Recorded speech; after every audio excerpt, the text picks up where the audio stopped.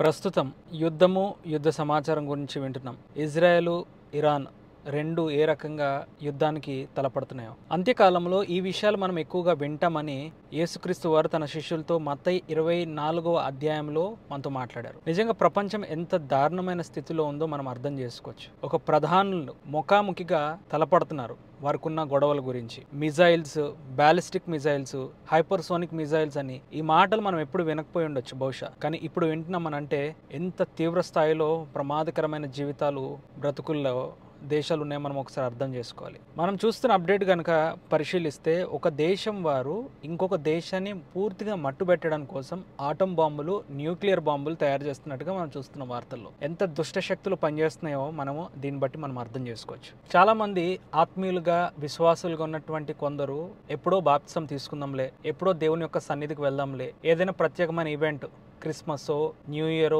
ఈస్టరో, good ఫ్రైడేనో ఇట్లాంటి కొన్ని సందర్భాలు, లేకపోతే చర్చ్ యానివర్సరీ ఉన్నప్పుడు దేవుని సన్నిధికి వెళ్దాంలే, అప్పుడు మారు మనసు పొందుదాంలే అని అనుకుంటున్నారు. లేదు, ఇది చాలా ప్రమాదపు గడియలు, ఆఖరి దినాలు, అంత్య దినాలు, క్రూరమైన దినాలు. ఇంతకన్నా సూచనలు మీ కళ్ళకి ఇంకోటి కనబడకపోవచ్చు. తర్వాత ఇప్పటికైనా మారని కొన్ని హృదయాలు ఏవైతే ఉన్నాయో అవి మార్పు చెంది వెంటనే ఆత్మీయతలోకి రావాలి. వాక్యంలో, ప్రార్థనలో, స్తుతిలో, దేవునితో సహవాసం చేసే విషయంలో ఎట్టి పరిస్థితుల్లో మనం రక్షణ మార్గంలో వెళ్ళటానికి మనము తీర్మానం తీసుకోవాలి. పూర్వం కూడా నోవాహు ఇలానే జనులందరినీ హెచ్చరించాడు.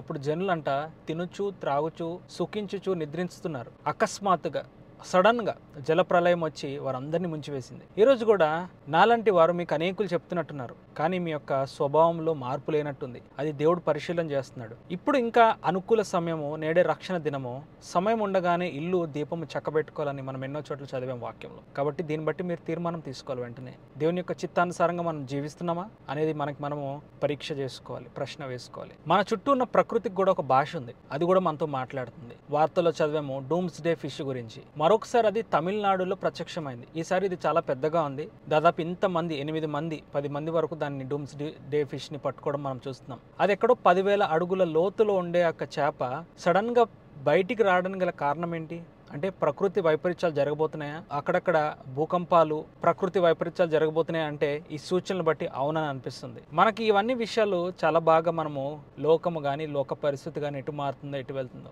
కానీ మన స్థితి ఏంటి అనేది మనం ఒకసారి మళ్ళీ మనం ఆలోచన చేసుకోవాలి. పాపంలో గనక ఉంటే, ఎడిక్షన్లో గనక ఉంటే, దేవుని యొక్క మార్గంని విడిచి వేరే త్రోవలో మీరు గనక నడిస్తే, ఒక్కసారి దేవుని దగ్గర నిజమైన పశ్చాత్తాపంతో గనక దేవుడిని అడిగితే, వేడుకుంటే, దేవుడు ఇప్పుడే మీకు ఆ రక్షణ ఆనందాన్ని, ఆత్మీయ జీవితాన్ని మరొకసారి అనుగ్రహించడానికి ఇష్టపడుతున్నాడు. దేవుడు మీకు రక్షణను, ఆత్మీయ వస్త్రాన్ని ధరింపచేయనుగాక.